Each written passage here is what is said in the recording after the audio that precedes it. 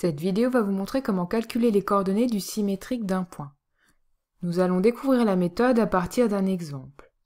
Dans cet exemple, nous considérons deux points, A de coordonnées -3, 4 et I de coordonnées 3, -1. Et nous souhaitons calculer les coordonnées du point B symétrique du point A par rapport au point I.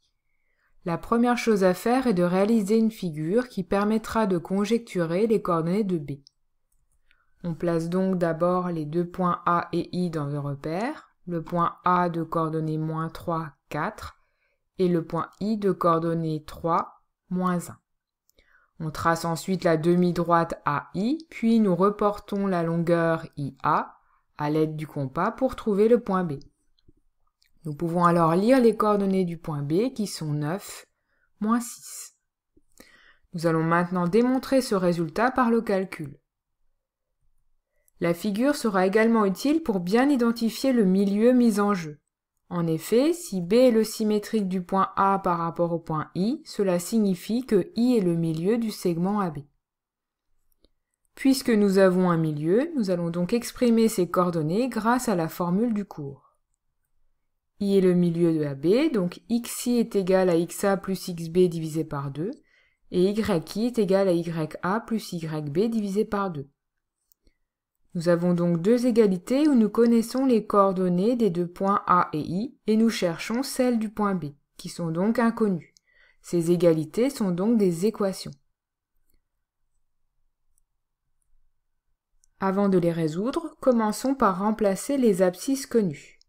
En effet, nous savons que XI est égal à 3 et XA égal à -3. En remplaçant, on obtient donc 3 est égal à -3 plus XB divisé par 2. Le but est maintenant d'isoler XB. Nous allons donc effectuer dans ce but deux opérations l'une après l'autre. Rappelez-vous que pour résoudre une équation, nous utilisons les opérations contraires. La multiplication est le contraire de la division et l'addition est le contraire de la soustraction.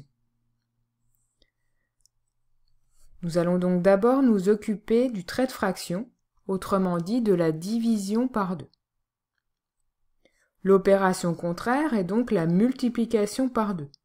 Nous multiplions donc les deux membres de l'équation par 2.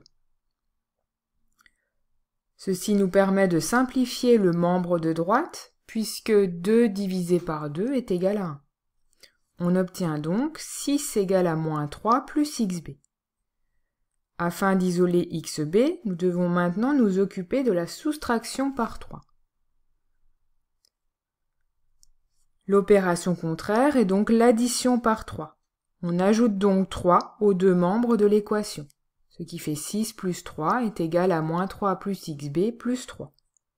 6 plus 3 nous donne 9, et puisque -3 plus 3 donne 0, on obtient bien XB dans le membre de droite. Nous venons donc de résoudre la première équation pour trouver l'abscisse de B.